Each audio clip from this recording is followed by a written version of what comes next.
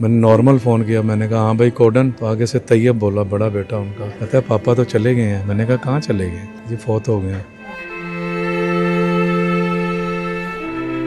एक नरम दिल मासूम आदमी, हमेशा से उसे मासूम ही पाया है। बहुत नरम दिल, बहुत साफ गो, सच बोलने वाला। उसके सामने झूठ बोलो तो उसे गुस्सा आ जाता है।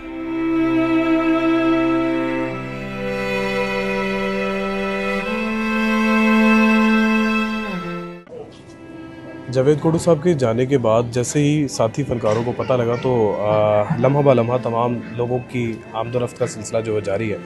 और अभी जान रैम्बो साहब मेरे साथ मौजूद हैं। सर, अचानक से इत्तला किसने दी और जब इत्तला मिली तो क्या रिएक्शंस थे, किस तरीके से इस चीज़ को फेस किया?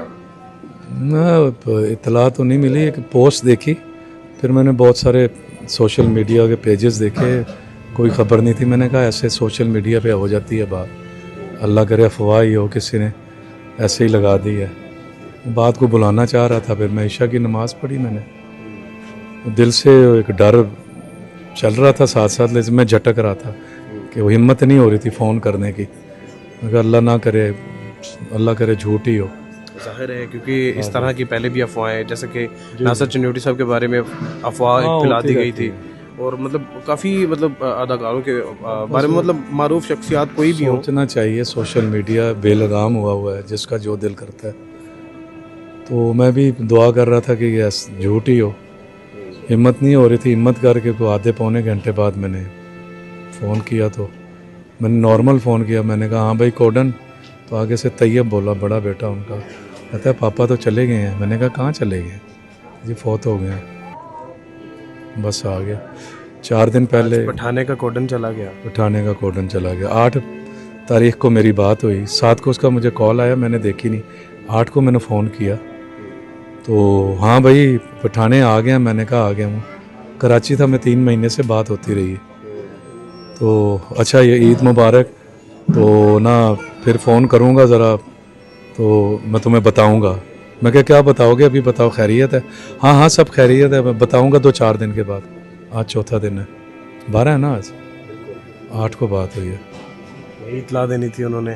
पता नहीं, यही देनी थी, जल्दी में था, वरना वो जल्दी फ़ोन बंद नहीं करता था। बरसों पुराना ताल्लुक है आपका?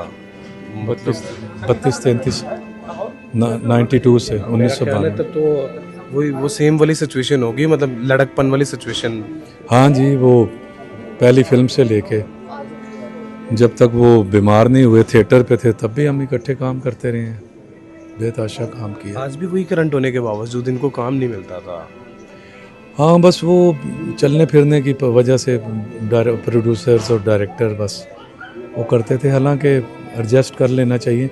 हालांकि टीवी पे इतने शोज़ थे, 1-2 जगह मैंने भी बात की, लेकिन नहीं, वो जाहिर है हर बंदा फिर अपने हिसाब थोड़ा से। तल्ख है लेकिन हकीकत है कि चले जाने के बाद अच्छा इंसान था और कर लेना चाहिए मुझे था। इसलिए ये बातें करते हुए ना मरने के बाद बड़ा अजीब सा लगता है कि बड़ा मुश्किल होता है कि मतलब क्या बंदा कहे कि वो एक कोटेशन है ना कि कहते हैं कि मरन दी रोटी अज मेरे वालों कहने नालों बेहतर है कि बीमार होंदे कह दो कि अज दा फ्रूट मेरे वालों। आज दा फ्रूट मेरे वाला।